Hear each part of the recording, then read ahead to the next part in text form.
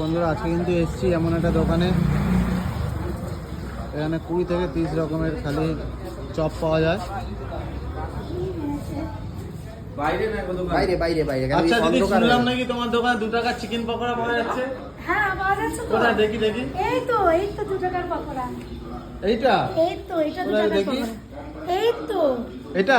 হ্যাঁ, এইটা 2 টাকাতে দেওয়া হচ্ছে? এটাই 2 টাকা। এটা কি পুরো চিকেন দিয়ে তৈরি? এটা পুরো চিকেন। কোনো ভেজাল নেই তো? কোনো কোথায় দেখি ভেজাল দেখি। নেই।